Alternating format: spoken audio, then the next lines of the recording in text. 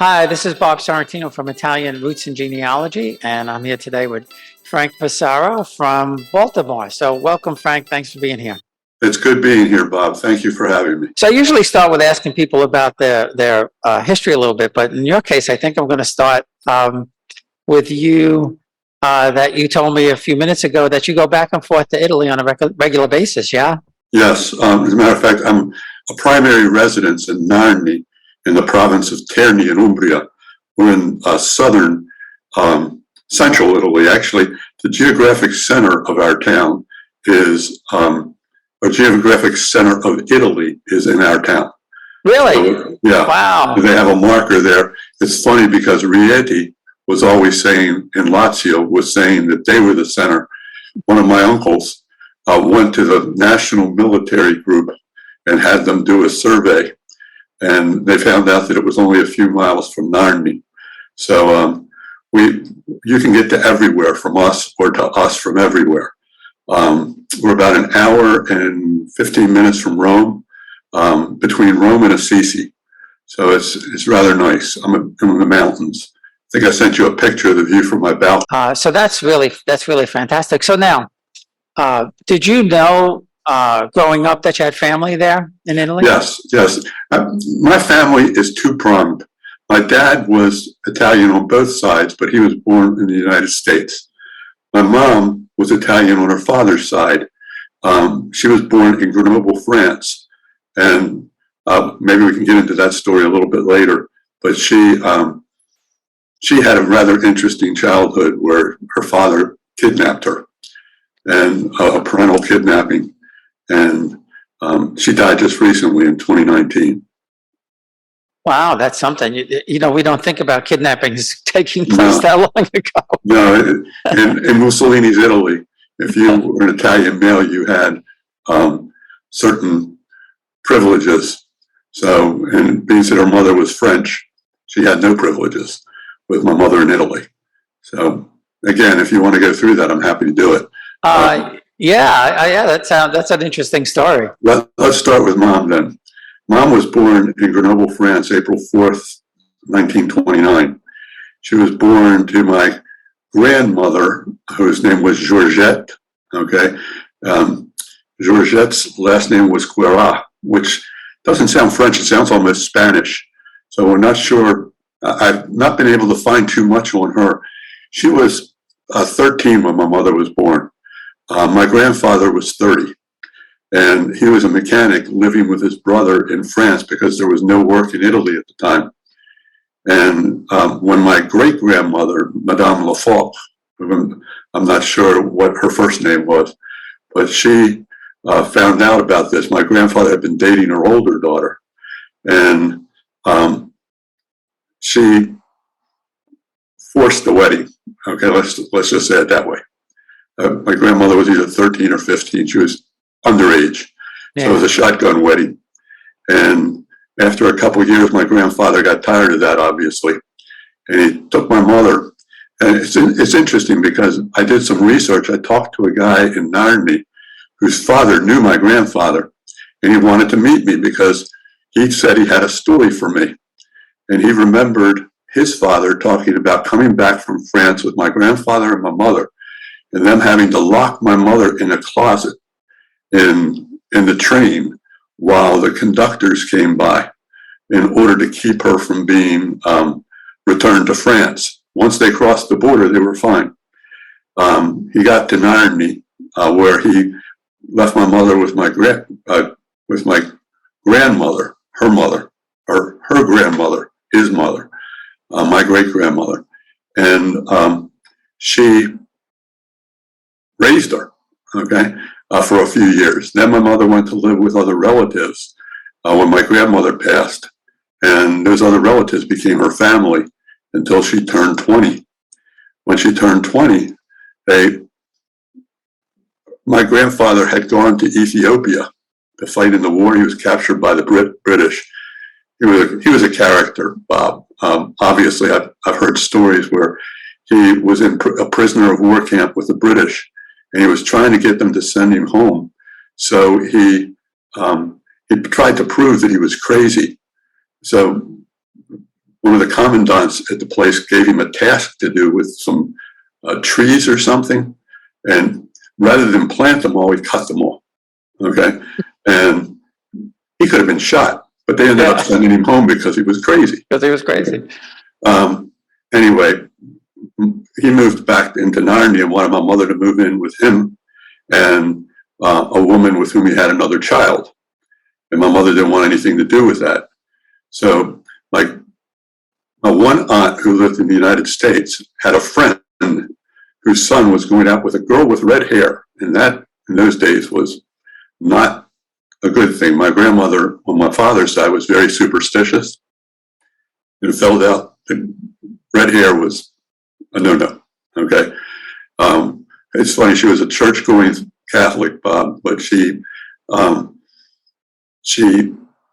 was anti-cleric to the point where when my cousin went into the convent, she wouldn't talk to her until she came out. Okay.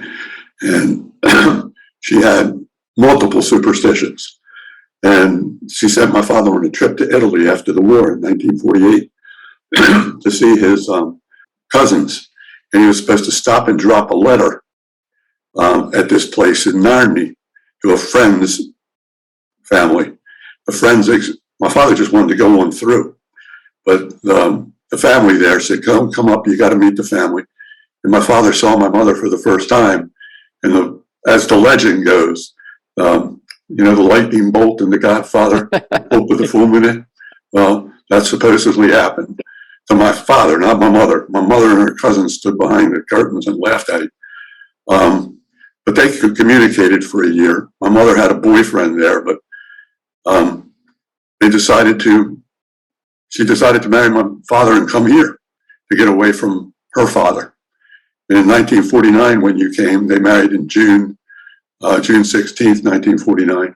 She lived with my grandmother, and she was supposed to go meet her mother for the first time. Okay, her mother had come to Narni a couple of times, but they wouldn't let her see my mother. She was supposed to meet her mother for the first time when we went to Grenoble, France in 1957. And I was 4, my brother was 1. We went to Europe to see my grandmother before she died. We went in June. She died in April. I'm sorry, she died in May. Wow. So we never really got to meet her.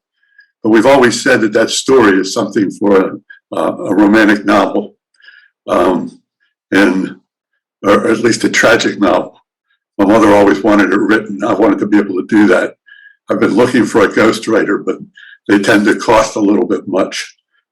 So I might do some stuff on digital things like StoryCorps and other places to be able to save this story.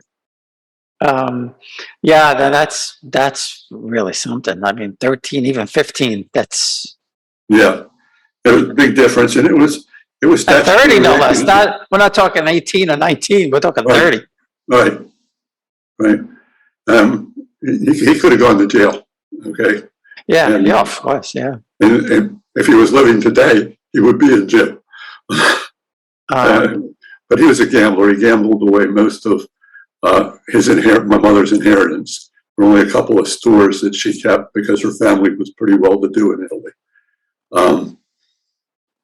In the United States, we were middle class 1950s kids growing up with a father who worked in a shipyard and a mother who stayed at home.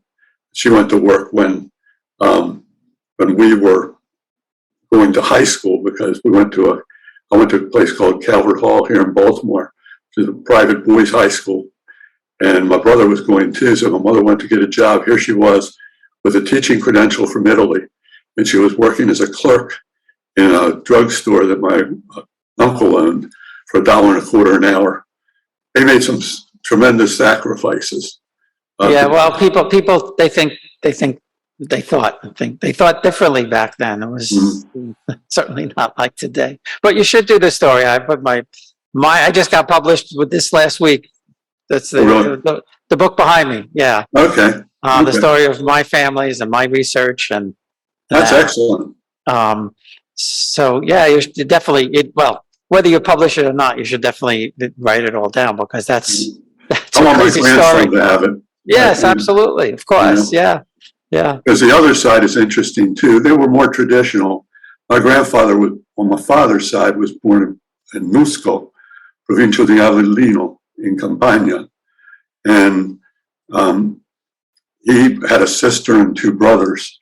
And they, back in 1999, I think it was, when the Ellis Island site first opened. I don't know if you even tried, but back in those days, you got on the computer and you waited and you waited and you waited until something came up. And the first thing that popped up was my grandfather's family when I put in Passaro. And they had immigrated here through Bermuda. And I'm still trying to figure out why. They said that they were in pretty bad shape in 1906 in Italy, and they were coming here. One of my cousins over there told me a story of how his grandfather supposedly was gypped, or great grandfather was gypped by a landed person, and the property was stolen from him, more or less. The guy came down from the town in a white suit. The guy said, "Oh, I like the white suit." And the guy said, "Come on up, we'll get you a white suit." He gets the white suit and signs a paper thinking he's saying that this is thanks for the white suit. What it was the deed to his farm. Wow. And according to this uncle or this cousin, he died of a broken heart. And that would have been my grandfather's grandfather. Okay. So when he died, the family split off. It was around 1906. And my one uncle came in 1904. My grandfather's sister-in-law was here. My great-grandfather's sister-in-law was here. They came in through Ellis in November or May 20th, 1906. We celebrated that while my dad was still alive at the Sons of Italy Lodge here in Baltimore. And Bermuda is interesting because I've heard a lot of stories about a lot of people coming in through different ways into different ports. But was it a British ship by chance? And it was the Hamiltonian. It was a Hamiltonian. It came directly from Hamilton. And my wife and I went on a cruise. I'm not a real big cruiser, but my wife likes it. And I said, "I'll only go if you go to Bermuda, and I can go to Hamilton and check on my nonnos, why they came through." The Hamilton Railroad was built before that was finished and stopped being used in 1924. So I don't know what happened, but they said they went to South America. And I can't find any record of anything south of Bermuda. So to Italians who were rather uneducated in geography, let's say, who wouldn't have had an elementary education, Bermuda could be South America. Yeah, okay? Yeah, I suppose it could be, right. I don't know. That's interesting, and unless they brought them there thinking there would be work there, and then there wasn't, and then that's possible. So that's possible, because then they came in through. I never thought about it that way, but that's really possible. Then they came in through Ellis. The family stayed here. My grandfather went back in 1911 because the way he told my father was a telephone pole fell beside him while he was working on the railroads in Baltimore. I think he was working on the streetcars, and they were putting up the poles, and the pole fell next to him. So he didn't feel safe working there anymore. He went back to Italy. He stayed in Nusco while he was there, and then joined the Carabinieri. And when you're a Carabinieri in Italy, you can't serve in the same region that you sign up in, because they're trying to stay away from corruption. Okay, so he was stationed in Porto Sant'Opidio in La Marche. There, according to my aunt, my grandmother saw him in his uniform and turned to her sister, and she had a couple of sisters. She turned to her and said, "I'm going to marry that guy." And he's a handsome guy. And he stayed there until the end of the First World War. And that's where that picture of him, we think that's him, in Trento in 1918. It's on the Armistice Day. As a matter of fact, that picture showed up on the Carabinieri site, a part of it. And I wanted to try to see if I could get confirmation on that. So I called them while I was in Rome. Unfortunately, they said that those were pictures that they just had generically, because that picture was on a postcard that my grandfather sent to my grandmother of 4 Carabinieri all there. My father identified him as, yes, that is my father. They had a bicycle corps in the First World War. It was the only time they used bicycles. And he was a messenger to and from the Austrian front, which if you do any reading on that particular theater of World War I, it was as bloody or bloodier than the front in the West, because the Italians hated the Austrians and the Austrians had no use for the Italians. And battles like Caporetto and those battles along the Isonzo Plains, they were bloodbaths. There were very few places that you could hide. We'll be right back. Experience Italy like never before, traveling with a scheduled group or create your own bespoke tour with friends with PhilItaly.com. Pack your bags and follow Phil. That's www.philitaly.co.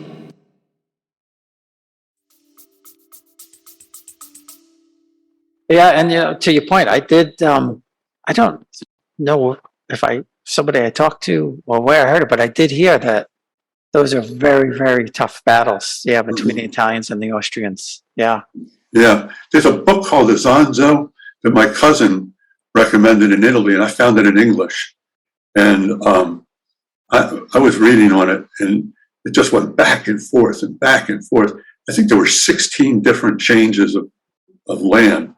I want to go up to the area just as a pilgrimage, okay? Because they've got a number of World War I museums up there, and it's phenomenal. The historical piece, and you might know, history is my passion. Me too. Yeah, I like history a lot. I was a global history teacher at the high school where I graduated for the last 16 years of my career. And I spent time researching a lot of this stuff. So I'm hoping that I can go forward. Right. I would imagine that hatred back then had to do with, the Austrians, ruling over a good chunk of Italy. Right. The Austrians and the French, the nationalism that was prevalent at that time led to extreme hate. I don't want to say it was hatred, but it was extreme emotion between those places. It still exists, I'm afraid, especially now with nationalism resurging. I hear a lot of anti-French or anti-Austrian, anti-German particularly. Part of that is economic. Yeah. And I know there's even a movement in Italy now to do what the British did to get out of the European Union. It was stronger 5 years ago. So you spent 6 months out of the year there, right? Yes, sir. For the last 2 years particularly. I was there during COVID in 2020 because I had the passport. I only spent 3 months though, because going back and forth was very difficult then.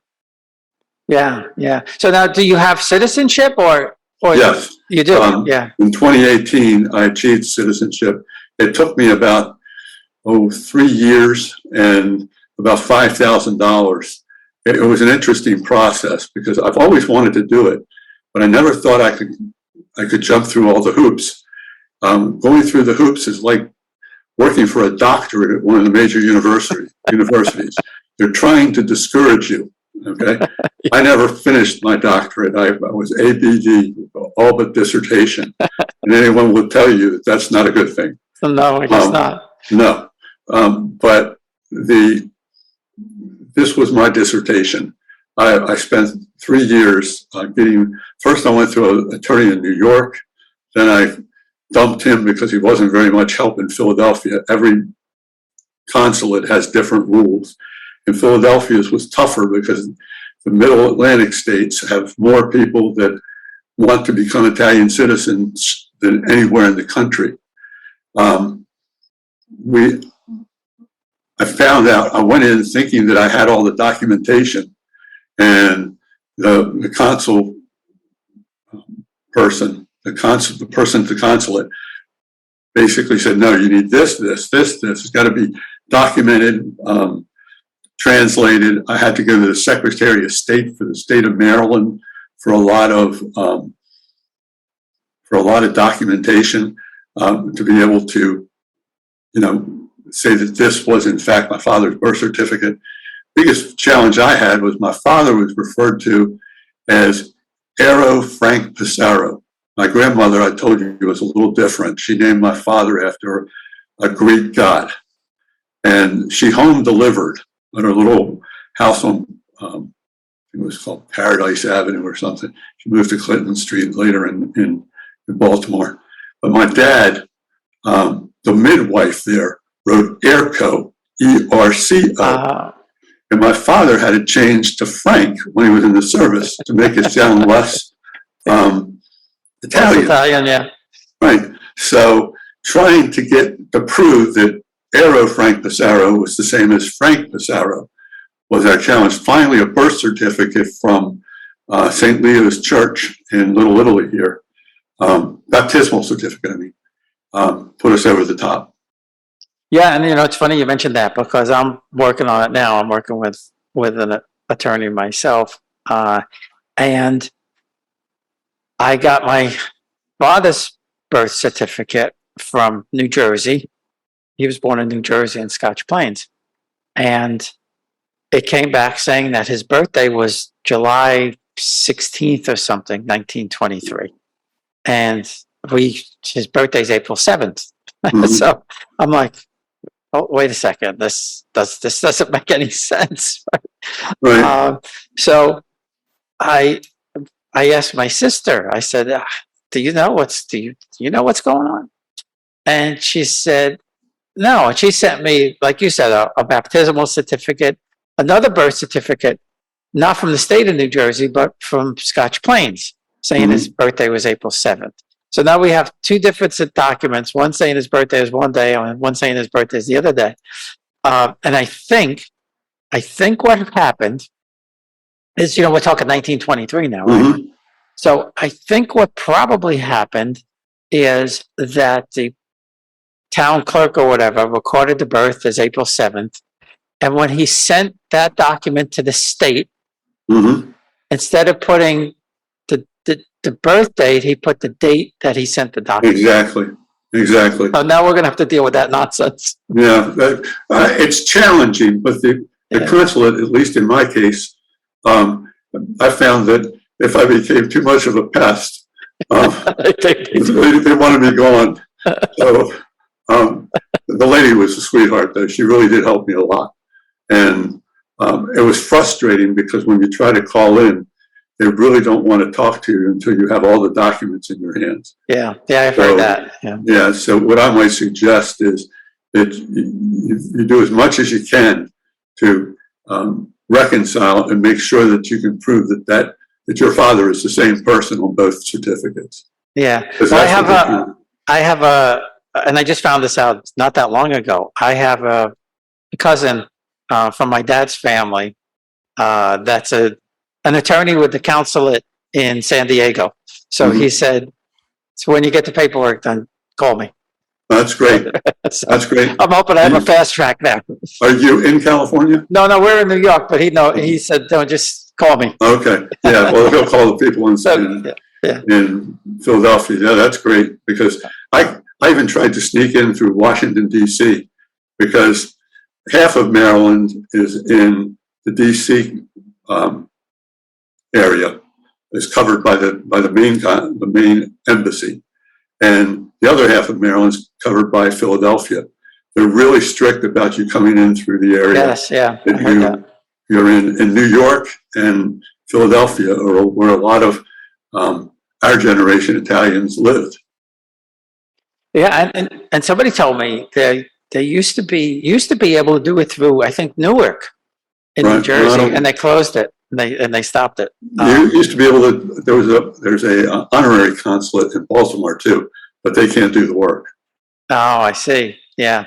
I know it's not easy. I mean, I'm doing it. I hope I get it soon, but I'm doing it mostly now for the kids. So at least I have it. The kids have it. I did it for my kids, and both of them were accepted, but neither of them have gone for the passport yet.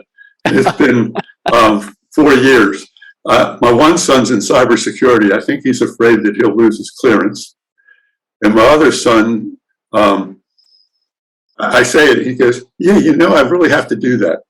And then he never does it. So,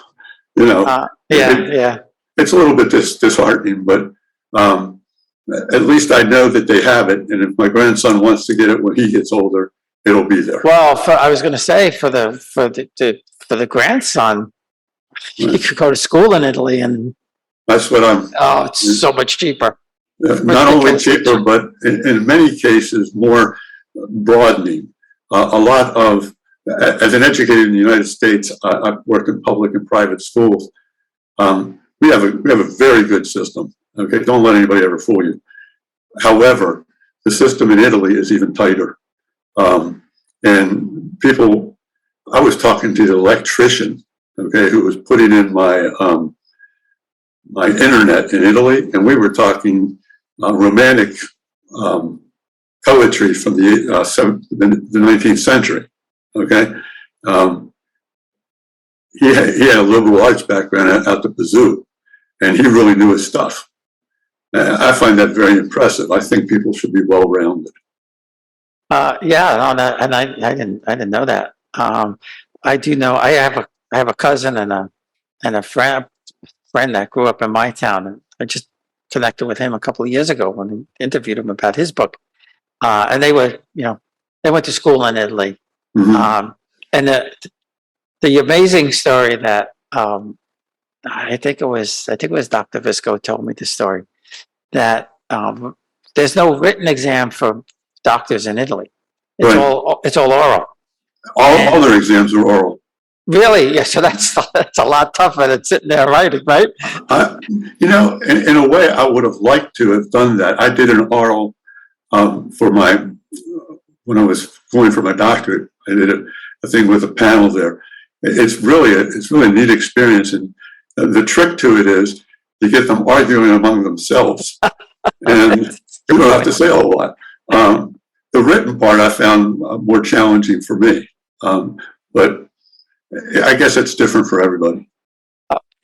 And the interesting thing, it may have been Gene. I don't remember which one told me, but he said he was taking the test, and he said, at least with the doctors,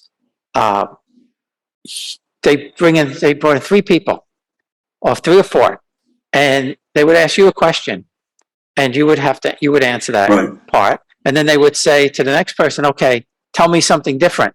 Right. Yeah. And then they would the next person and tell me something different. And in fact, I think it was Gene, and he said the question at the S. He said, "I don't know how I remembered this, but I remembered that it had something to do with a venereal disease." Mm-hmm. And I spat that out. I was the last one to go, and I spat that out, and they were all jumping up and down, congratulating me. Mm-hmm. Wonderful. Wonderful. And then he said there was another guy that the teacher told him to go to the blackboard and write something. Mm-hmm. And he wrote across the blackboard, and he got to the end of the blackboard, and he said, "What do I do now?" He says, "Keep writing till you get to the door and leave." I guess that's a That's the way subtle to do way it. of saying that you didn't pass. You passed. Congratulations. Or you failed. One or the One other. or the other. One or the other. So now, have you done a lot of research in Italy into the families there? Yes, particularly my mom's side. I don't drive anymore, so I take trains in Italy when I'm there. I've done research at Narni, and I've done research at Porto Sant'Ovidio. I haven't been to Nusco since 2004. When I was in Nusco, I did pick up a family tree that goes all the way back to 1580. That one of my cousins, who I met for the first time. I was the first family member from the United States to come in 50 years. But I found a cousin who was a professor at a university near Naples who had done a researched family tree of firstborns. So I do have that for my grandson and for my older son. So I was really happy about that. In Narni, my grandfather was a personaggio. He was a character. He opened the first open air theater, okay, or drive-in, as you would call it. Yeah, right. It was actually a sit-in because they had seats, but it was all outside. And there were two of them in Narni at the time. And the one guy was advertising for his place, which was in the center of town. It was very considered the best place. And he said, "We've got the best films from all over Europe." My grandfather put signs outside his place. "I've got the worst films from all over Europe. And you don't want to come here." So, like I said, he was a character. But I tell you what, he was a very smart man. And this is what gets me. He was a mechanic. Because of his various, let's say, experiences through life, he came up with some nasty diseases, and those nasty diseases cost him his arms and his legs. His legs first, but when he was just an upper trunk of a person, he designed a handbrake on a Fiat so that he could still drive a car. Wow. This was 1952. You know, Wow, that's I don't think we did stuff like that on cars anywhere until probably now. So what year? So I'm intrigued by the open air theater. What year was that they had these? That was around it was the 50s. I have a picture of it in Narni, but I don't have that with me here. But it was just a whole lot of chairs sitting out on a balcony, a very large balcony, and a screen, and they would run the theater, run the pictures. They still do some of that in Narni. We have a theater that sometimes first runs films. We had Tom Cruise's Mission Impossible while I was there at the beginning of the summer. So, you know, it was something then, and it's still something now. I'm hoping that, like I said to you before we got on, I'm hoping to be able to bring some people to Narni because it's such a great place. We have an underground that they found in the 1970s under San Domenico Church. And San Domenico was over top of this Inquisition torture chamber that nobody had seen until the 1970s. A group of kids were going through, and they fell through a hole, and they found some stuff, and they started digging, and they've been digging for the last 50 years.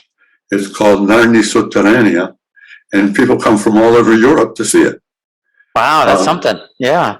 We also have a beautiful church, and I think I sent you a picture of the inside of the Duomo.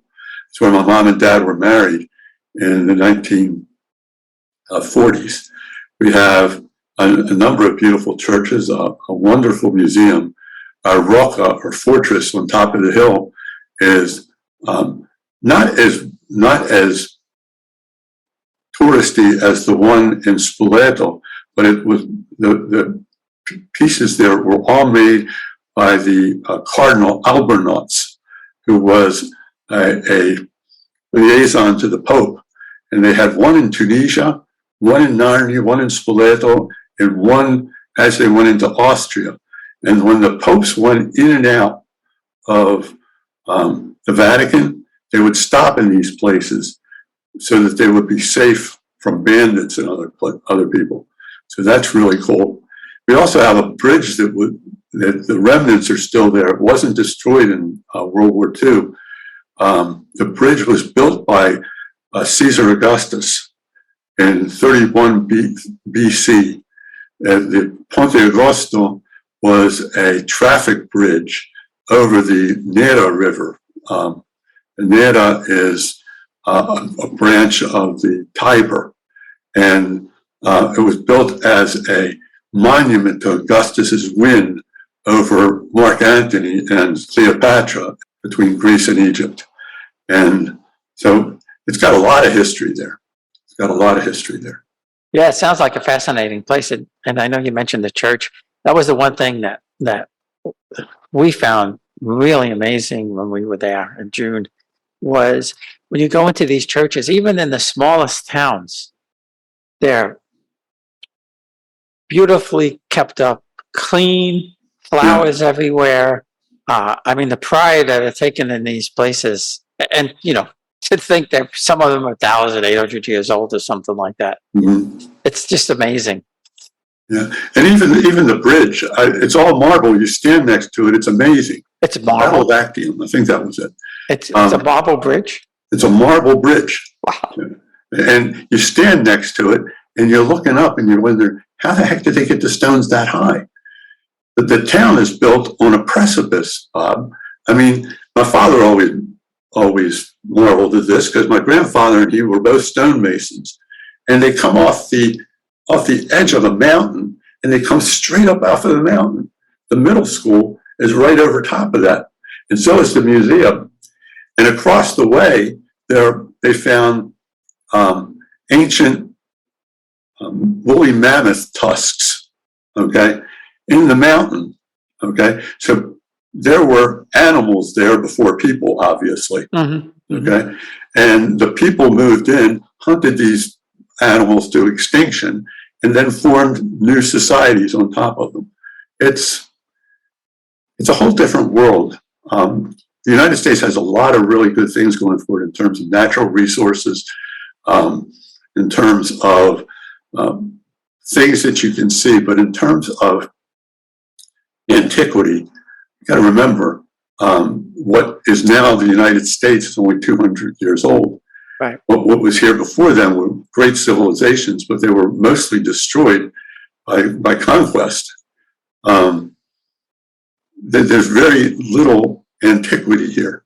And you can see a great deal in Italy and in most of Europe, all of China, India, okay? And I'd like to use this in my last years now before the good Lord comes and takes me away, to see some of these wonders of humanity. Yeah, I know exactly how you feel. We lived in England for 2 years in the 90s. Yeah, we lived in Bournemouth. It's about 90 miles south of London. Mm-hmm. And to your point, it's different when you live someplace than when you're just visiting, right? Because you become part of it more than anything else, and that's the way we felt. Of course, England was a little bit better because the language was close, not exact, but it was close. And we would just, on Sundays, we would just take a drive out into the countryside, and we'd see one of these manor houses from 1500 or 1600 that a lot of them were open, and you would just go in there and just be amazed at first the architecture and the craftsmanship and all of that. And then some of them, they were like museums filled with paintings of the families from 300-400 years. And we used to laugh because they would have the all the dukes and the counts, their portraits lined up. They all look the same. Mhm. The clothes is different. Yeah, one of my joys as a teacher was in the summertime, occasionally being able to take kids to travel. And before I was at the high school where I left, I was an administrator and a teacher in public schools. I would take kids from some areas of Baltimore that never got out of Baltimore. I would take them to New York to see a play. And we took our 8th grade with some monies that we had gotten through the county. And watching the kids dress up to go to a theater in New York was a joy. Okay, and kids would come back and they'd have expanded horizons. They'd want to do stuff. One of my assistant principals took a group to Gettysburg. Okay, same thing. They had never been outside of they were like 13, 14 years old, and they had never been out of Baltimore. Well, as a teacher at Calvert Hall, I got to take kids to London, Paris. One of my colleagues took them to Madrid. We took them to Dublin. We took them to Rome, Florence, and Venice. And just watching them grow from that, even as far away as nearby as Quebec. Quebec was awesome. Yeah. You know, Yeah, I've been there. Yeah, it's a neat place. It's the most European city in North America. And you do get different perspectives on people. It's a whole lot like listening to people talk about Maloney here. And people will tell you, I'm not a big fan of the right wing, but I've been close enough to people who understand what she wants to do, to understand why they want to do it. Mm-hmm. With people in the United States, it's hard to have that conversation because the people who want change don't know why they want that change. Yeah, They can't explain it to me. I hear you. And you know what's sad here, and I just learned about this recently. Birthright Israel. I don't know if you ever heard of them. But, Yes, I have. and in fact, I was talking to my neighbors across the street, and both their kids went. And a couple of us are trying see if we could get something started. There are 1 or 2 groups who send a small, very select group of kids, 18 to 26 over to Italy. But they've sent, I think, 750,000 kids who wouldn't have had the chance to Israel. It's And awesome. we don't have anything like that. It's Not at all. sad. I mean, it was, as large as our community is, with people with money, and to try and get something like that started is just so difficult. And my kids are adopted. They're young. Much they could be my grandkids probably. They're in their 20s, 26, 27. And I wasn't sure when we took them how they were going to feel about it, whether they were going to connect. And they loved it. They just ate it up. And it's sad that we don't get enough of our youth to Italy. I understand that because I took my boys back in the early 2000s to see the places where their people came from.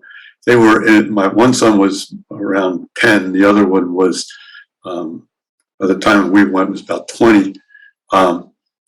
Unfortunately, they didn't seem to remember much. However, I took them back in 2015, and we spent a week together traveling through Italy, and they could see why I loved it there. Mm-hmm. Okay?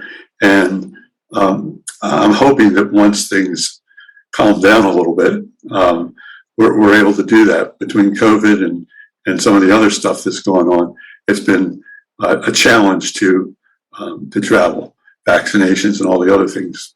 Yeah. But and it's not just the places; it's the people. Yeah. It's different. It's hard to put in words, but it's different. And everybody that we saw, they were, and that's the thing. They were excited that we wanted to be there and to know and to understand our culture. Well, it's interesting because my mother's half sister, she was born when my mother left Italy, and my mother was really didn't want to go back to that era again. Okay? Yeah, I can understand. Yeah. Unfortunately, I took her back there. Okay, when I started going over every year for about 3 weeks and staying with my half aunt, who wanted to reconnect with my mother.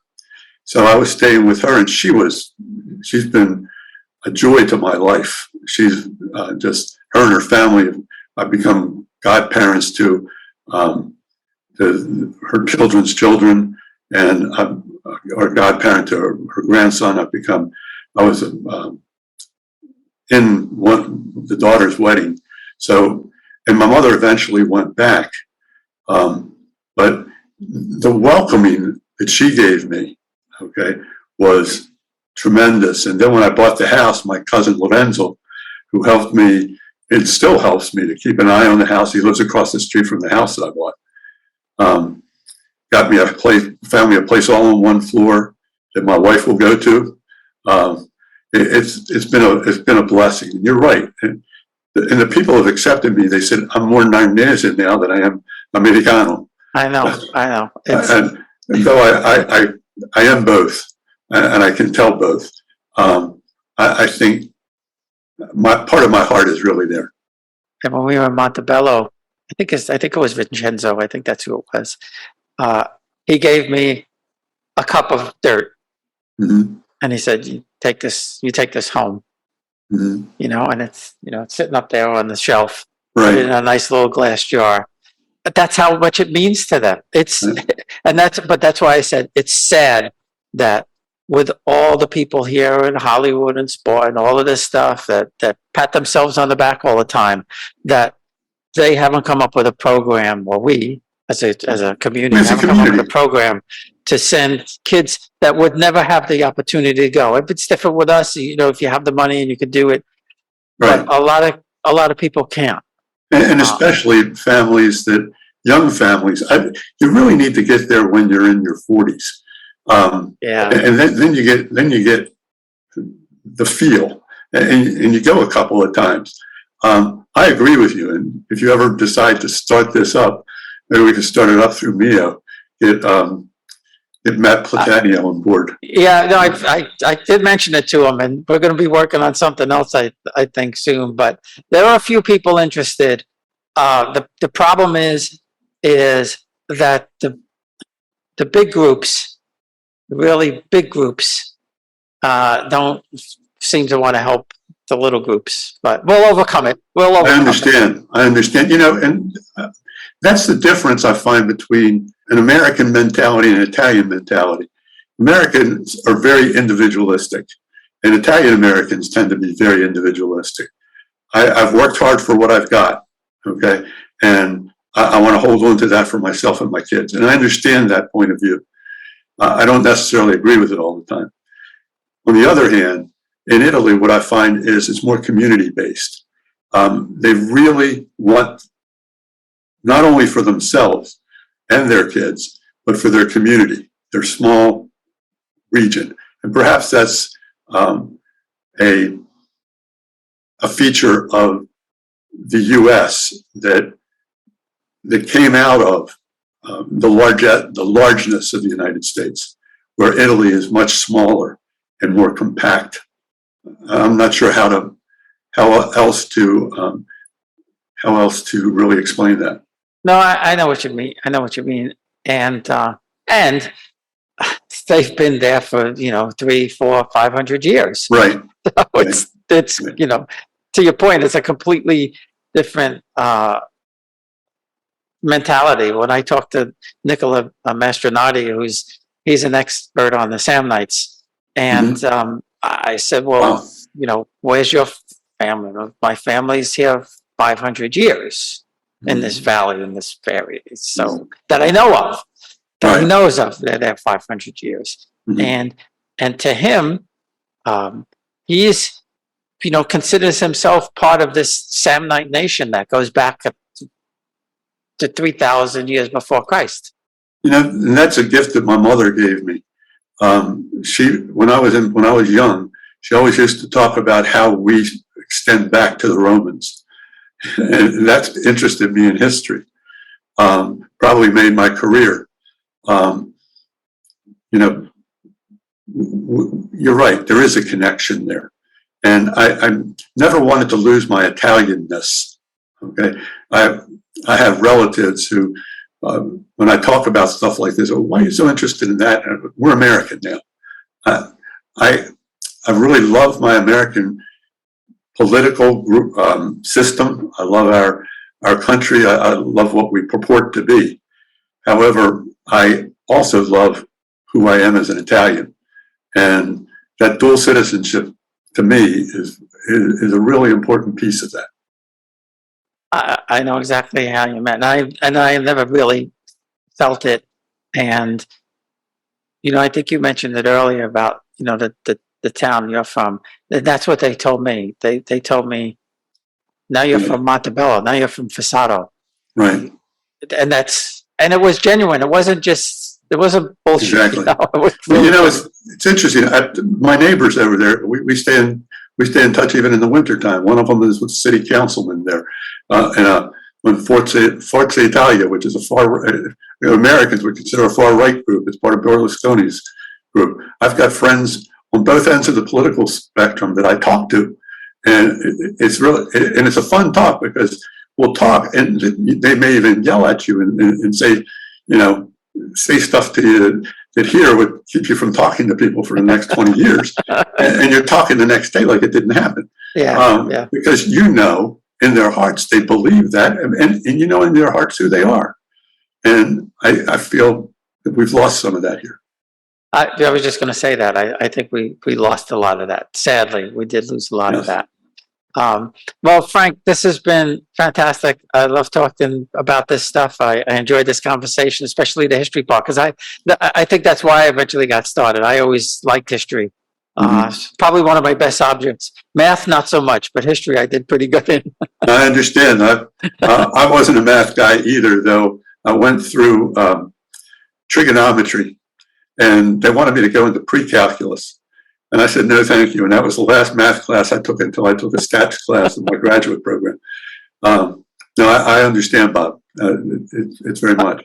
And I'm talking to you as well. Okay, thank you. And I hope that you'll keep the lines open. Maybe we can do this again sometime.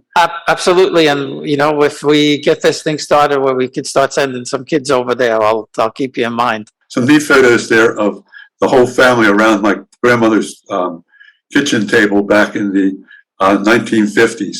Yeah, those are great photos. I love those photos. Yeah. And, so I'll intersperse them, and I put some on the blog.